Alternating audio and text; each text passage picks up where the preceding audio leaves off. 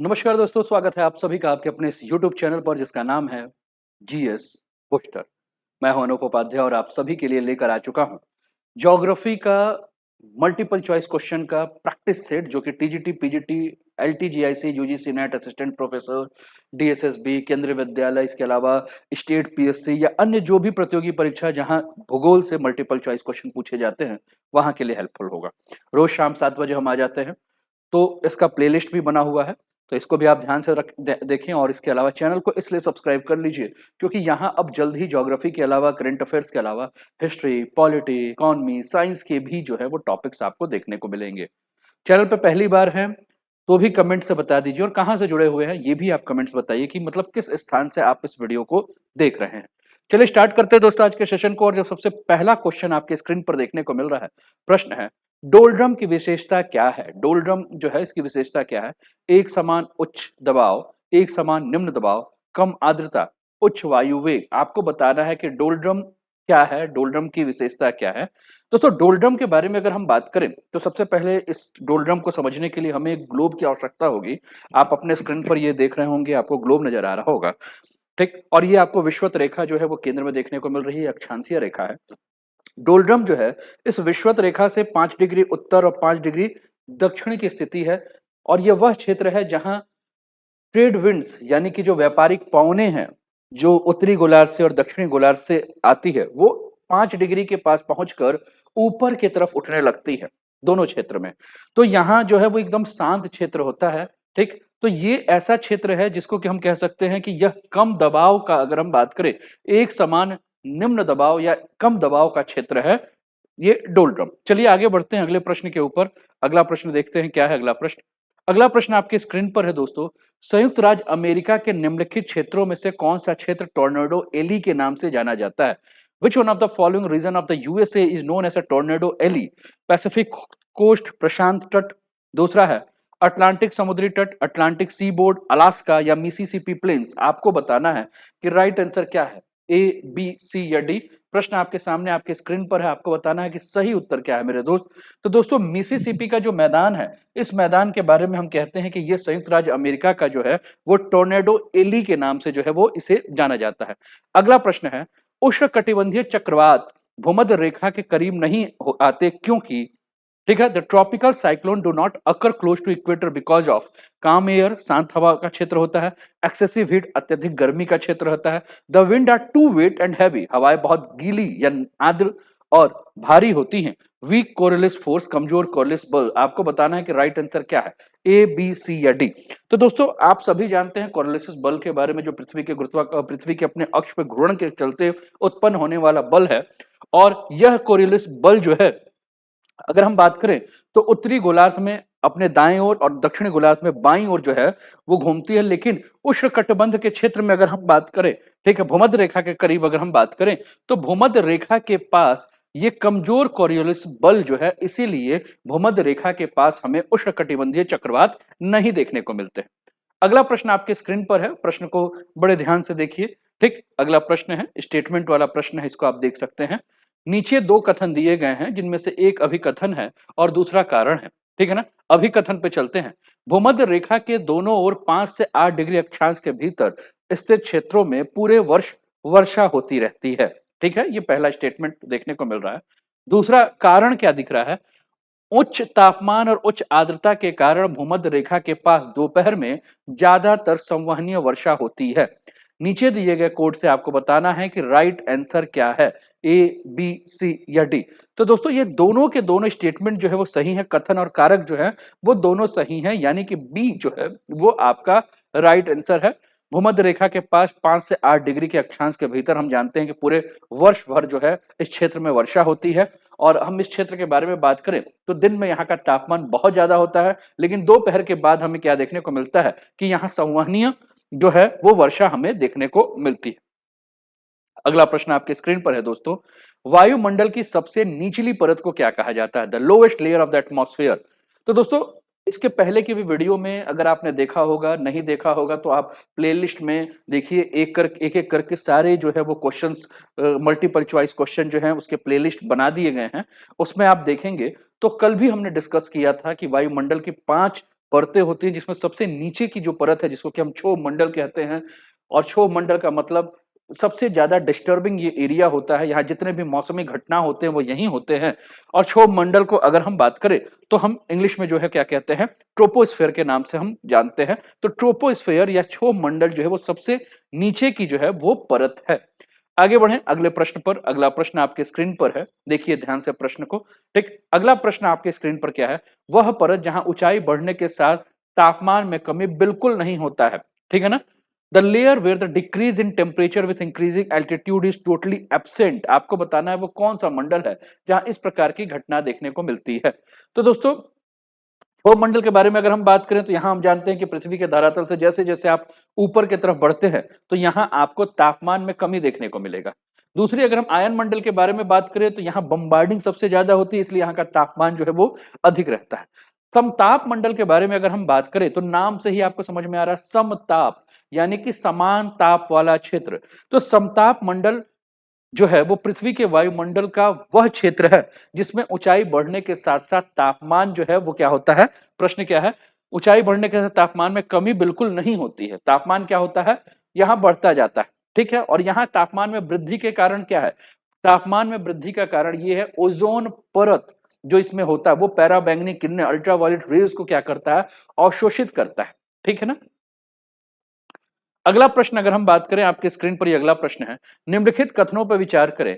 एक तूफान कोरिलेसिस प्रभाव से अपनी गति प्राप्त करता है। तूफान यहाँ हरिकेन के संदर्भ में कहा गया है, इंग्लिश में आप देख लीजिए। A hurricane acquire its speed from the Coriolis effect. ठीक है, ये पहला स्टेटमेंट है। स्टेटमेंट हम पहले बांट देते हैं, नंबरिंग कर देते हैं स्टेटमेंट पे, 1 2 और 3। तीन स्टेटमेंट आप अपने स्क्रीन पर देखिए, और स्टेटमेंट को अगर आप ध्यान से पढ़ेंगे तो आप प्रश्न को बहुत ही आसानी से समझ जाएंगे कि प्रश्न क्या कह रहा है। स्टेटमेंट आप देखिए, मैं स्क्रीन के सामने से हट जा रहा हूं, आप स्टेटमेंट को बड़े ध्यान से पढ़िए। पहला स्टेटमेंट, एक हरिकेन कोरिलेसिस प्रभाव से अपनी गति प्राप्त करता है। दूसरा स्टेटमेंट है, जैसे जैसे यह निम्न अक्षांश से दूर जाता है, निम्न अक्षांश मतलब 0 डिग्री से 90 डिग्री की तरफ जाने की बात करता है, तो इसका व्यास घटता जाता है। ठीक। तीसरा है, हरिकेन का व्यास कभी भी 150 किलोमीटर से कम नहीं होता है। आपको बताना है कि तीनों में से कौन सा उत्तर जो है वो सही है। ठीक है ना। तो हरिकेन के बारे में अगर हम बात करें, यहां बड़े ध्यान से देखिए, तो ये तीनों के तीनों स्टेटमेंट जो हैं वो आपके बिल्कुल ही सही हैं। हरिकेन के बारे में बात करें तो हरिकेन बहुत बड़े, मतलब कि अगर हम बात करें तो ये 600 मील चौड़े क्षेत्र में हरिकेन हमें देखने को मिलता है। और इसकी स्पीड की अगर हम बात करें तो इसकी स्पीड कितनी होती है, इसकी स्पीड 75 मील से अगर हम बात कर रहे हैं तो 200 माइल प्रति आवर के दर से, प्रति घंटे के दर से इसकी स्पीड जो है वो इसमें पवनों का वेग जो होता है। और प्रत्येक हरिकेन के बारे में बात करें तो ये, इसका जो प्रभाव है वो 1 हफ्ते से ज्यादा देखने को मिलता है। और इसके बारे में अगर हम बात करें तो यह हरिकेन जो है वो गर्म समुद्री, जब इसको जल से जब संपर्क में आता है तो इससे और ज्यादा इसको ऊर्जा जो है वो मिलती है। अगला प्रश्न आपके स्क्रीन पर है, प्रश्न को से देखिए। डोलड्रम एक उष्णकटिबंधीय पवन विक्षेपण बेल्ट है, उष्णकटिबंधीय पवन बेल्ट है, उष्णकटिबंधीय नो विंड बेल्ट है, उप उष्णकटिबंधीय या उपोष्ण कटिबंधीय पवन बेल्ट है। यह प्रश्न आपके स्क्रीन पर है, बड़ा ध्यान से देखिएगा। अभी थोड़ी देर पहले मैंने बताया था आपको डोलड्रम के बारे में कि दोनों गोलार्धों में 0 से लेकर 5 डिग्री उत्तरी गोलार्ध, 0 से लेकर 5 डिग्री दक्षिणी गोलार्ध में यह वह क्षेत्र है जिस क्षेत्र में उत्तरी गोलार्ध की आने वाली व्यापारिक पवनें दक्षिणी गोलार्ध से आने वाली व्यापारिक पवनें जो है 5 डिग्री से जो है वो ऊपर की तरफ उठती है। तो दोनों गोलार्ध में अगर हम बात कर रहे हैं, मान लीजिए ये आपकी पृथ्वी है, ये आपका 0 डिग्री है, ये आपका 5 डिग्री है, ये आपका 5 डिग्री है, तो यहां से आने वाली पवनें यहां से ये ऊपर की तरफ जो है वो उठने लगी। ये जो आपको क्षेत्र देखने को मिलता है ये शांत क्षेत्र है। शांत क्षेत्र का मतलब है कि यह क्षेत्र जो है वो उष्णकटिबंधीय नो विंड बेल्ट है, यानी कि यहाँ आपको पवनें जो है वो चलती हुई नजर नहीं आएंगी। ठीक है, आगे बढ़ते हैं। हवाओं का वेग निम्न द्वारा निर्धारित किया जाता है। The velocity of wind is determined by दाब प्रवणता और आर्द्रता, दाब प्रवणता, दाब और पृथ्वी का घूर्णन या कोरिलेसिस के प्रभाव से। आपको बताना है कि राइट आंसर क्या है, ए बी सी या डी। तो दोस्तों, वेग जो किससे, दाब प्रवणता यानी कि प्रेशर ग्रेडियंट से जो है वो देखा जाता है, यानी कि हाई प्रेशर से लो प्रेशर की तरफ विंड जो है वो चलता है। ठीक, तो जितना हाई प्रेशर और लो प्रेशर के बीच का डिफरेंस होगा, उतना ही अगर हम बात करेंगे तो पवनों का वेग जो है वो ज्यादा होगा। ठीक है, चलिए आगे बढ़ते हैं अगले प्रश्न पर। बैरोमीटर में, यहां देखिए बुध नहीं मरकरी का मतलब यहां पारा है। ठीक, ये ट्रांसलेशन गलत है, पारा आप जानते ही हैं। थर्मामीटर और बैरोमीटर दोनों में पारा पाया जाता है। एक जगह तापमान बताता है, दूसरा जगह वायु दाब के बारे में बात करता है। बैरोमीटर में पारा अगर अचानक गिरने लगा तो यह किस चीज को दर्शाता है? ठीक है ना। A sudden fall of mercury in barometer indicates stormy weather तूफानी मौसम को, फेयर वेदर साफ मौसम को, हॉट वेदर गर्म मौसम को, या कोल्ड वेदर ठंडे मौसम को। आपको बताना है दोस्त कि राइट आंसर क्या है। तो दोस्तों, अगर बैरोमीटर में पारा अचानक गिरने लगे, इसका मतलब है कि मौसम खराब होने वाला है, तूफान जो है वो आने वाला है। चलिए अगले प्रश्न के ऊपर। दक्षिणी गोलार्ध में, चलिए स्टेटमेंट वाला ये प्रश्न है, आइए स्टेटमेंट को हम लोग ध्यान से देखते हैं। दक्षिणी गोलार्ध में पश्चिमी हवाएं उत्तरी गोलार्ध की तुलना में अधिक मजबूत और लगातार चलती है, क्योंकि पहला स्टेटमेंट, उत्तरी गोलार्ध की तुलना में दक्षिणी गोलार्ध में कम भूमि क्षेत्र है। और दूसरा, उत्तरी गोलार्ध की तुलना में दक्षिणी गोलार्ध में कोरियोलिस बल अधिक होता है। आपको बताना है कि राइट आंसर क्या है, ए बी सी या डी। देखिए एक चीज है, कोरियोलिस बल के ऊपर तो हम कोई बात नहीं कर सकते, ठीक, क्योंकि दोनों में समान होता है। उत्तरी गोलार्ध की अगर हम बात करें, फिर से मैं आपको ग्लोब दिखा रहा हूं, आप ग्लोब को बड़े ध्यान से देखिएगा। मैं ग्लोब आपके सामने चारों तरफ आपको सामने दिखा रहा हूं। तो दक्षिणी गोलार्ध में आप देख रहे हैं कि आपको दक्षिणी गोलार्ध में क्या देखने को मिल रहा है कि महासागरों का विस्तार आपको ज्यादा देखने को मिल रहा है दक्षिणी गोलार्ध। लेकिन यही उत्तरी गोलार्ध देखिए, तो उत्तरी गोलार्ध में आपको महाद्वीप ज्यादा देखने को मिल रहा है, स्थल। तो ये स्थल क्या करते हैं, यह स्थल जो है वो पवनों के प्रवाह को रोकने का काम करते हैं।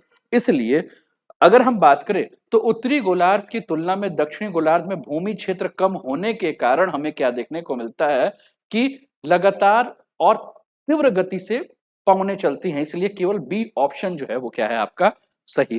ठीक, चलिए आगे बढ़ते हैं। अगला प्रश्न है, निम्नलिखित में से कौन सा जोड़ा सही ढंग से मेल नहीं खाता है? ठीक है, यहाँ पौनों से संबंधित है, बोरा, फोहेन, खमसीन और मिश्रल। आपको बताना है पोलैंड, आल्प्स पर्वत, मिश्र और राइन घाटी कौन सा यहाँ मेल नहीं खा रहा है, मतलब कौन सा मैच नहीं कर रहा है। तो दोस्तों फोहेन जो है आल्प्स पर्वत, खमसीन मिस्र और मिश्रल राइन घाटी में है। बोरा पोलैंड में नहीं है, यानी कि ये स्टेटमेंट जो है वो मेल नहीं खा रहा है। ए जो है वो आपका राइट आंसर है। चलिए अगले प्रश्न पर पहुंचते हैं। अगला प्रश्न देखते हैं क्या है अगला प्रश्न। बड़ा क्विक हम लोग रिवीजन करेंगे, हम लोग को टाइम पास नहीं करना है ना, क्विक रिवीजन करना है। प्रश्न देखिए, उत्तर देखिए, मतलब एकदम फास्ट। आप एनसीईआरटी से वो सारे टॉपिक्स को पढ़िए, चैप्टर 1, चैप्टर 2, चैप्टर 3। और यहां जब आप रिवीजन करेंगे तो बड़ा शानदार जानदार जबरदस्त तरीके से आपका रिवीजन होगा, है ना। इसको कहते हैं फास्ट फायर राउंड, है ना। आता है तो आता है, नहीं आता तो नहीं आता, नहीं आता तो पढ़िए। ठीक, और क्या करना है। पृथ्वी पर आने वाले सौर विकिरण को क्या कहा जाता है? The solar radiation coming to earth is called. ठीक है, तो क्या कहा जाता है, इनकमिंग सोलर रेडिएशन, है ना। तो इंसोलेशन के नाम से, सूर्याताप के नाम से जो है वो जाना जाता है। अगला प्रश्न है, वायुमंडल की निम्नलिखित में से किस परत में सौर बैंगनी विकिरण का अवशोषण और प्रकीर्णन होता है? In which of the following layer of atmosphere the absorption and scattering of solar ultraviolet radiation takes place? जानते ही हैं भैया, कहाँ रहता है ना। अल्ट्रावायलेट रेस के बारे में अगर हम बात करें तो समताप मंडल जो है वो क्या है, राइट आपका आंसर है। और समताप मंडल में जितने भी अल्ट्रावायलेट रेस हैं, सौर पैराबैंगनी किरणें हैं, इन सभी को यहाँ अवशोषित और इनका प्रकीर्णन हो जाता है। ठीक है ना, समताप मंडल। क्लियर है। आगे बढ़ते हैं अगला, यदि पृथ्वी के वायुमंडल में कार्बन डाइऑक्साइड ना हो तो पृथ्वी के सतह का तापमान कैसा होगा? If there is no carbon dioxide in earth atmosphere the temperature of earth surface would be. यह प्रश्न है। वर्तमान से अधिक होगा, वायुमंडल में ऑक्सीजन की मात्रा पर निर्भर करेगा, समान होगा, वर्तमान से कम होगा। आपको बताना है कि राइट आंसर क्या है, ए बी सी या डी। तो अगर पृथ्वी पर वायुमंडल में कार्बन डाइऑक्साइड ना हो तो पृथ्वी की सतह का तापमान कैसा होगा? तो तापमान जो है वह कम होगा। क्यों? क्योंकि वायुमंडल में कार्बन डाइऑक्साइड जो है एक ग्लोबल वार्मिंग गैस है, यह ताप को जो है अवशोषित करता है। ठीक, तो इसका मतलब है कि उत्तर क्या होगा, डी, वर्तमान से कम होगा। ठीक, अगले प्रश्न पे आते हैं। उत्तरी अमेरिका में जलवायु सर्दियों के दौरान निम्नलिखित से प्रभावित होती है। The climate of north America is influenced during winter by the गर्म वायु राशिया, ध्रुवीय वायु राशिया, उष्णकटिबंधीय वायु राशिया, महाद्वीपीय वायु राशिया। आपको बताना है कि राइट आंसर क्या है। तो दोस्तों उत्तरी अमेरिका की जलवायु सर्दियों के दौरान उष्णकटिबंधीय वायु राशियों से जो है वो क्या होती हैं, प्रभावित होती है। उष्णकटिबंधीय वायु राशियों को हम कैसे दिखाएंगे, एम और टी के माध्यम से जो है हम इसको दर्शाते हैं, ठीक है ना। यानी कि कुल मिलाकर हम बात करें तो यहाँ के वायु का जो द्रव्यमान है, जो मास है, वो मैक्सिको की खाड़ी, कैरेबियन सागर या आसपास में जो पश्चिमी अटलांटिक महासागर का जो क्षेत्र है, यहाँ से जो गर्म पानी है जो उत्पन्न होता है, इससे ये प्रभावित होता है, ठीक है ना। तो ये रहा दोस्तों आज का सेशन। कैसा लगा आज का सेशन जरूर बताएं, कमेंट करके जरूर बताएं और अपने मित्रों के साथ शेयर करें। चैनल को लाइक नहीं किया, सब्सक्राइब नहीं किया तो सब्सक्राइब कर दीजिए, वीडियो को लाइक नहीं किया तो लाइक कर दीजिए और बने रहिए हमारे साथ। अपना ध्यान रखिए, स्वस्थ रहिए, मस्त रहिए, तंदुरुस्त रहिए, हंसते खेलते मुस्कुराते हुए जीवन का आनंद लीजिए। जय हिंद, जय भारत।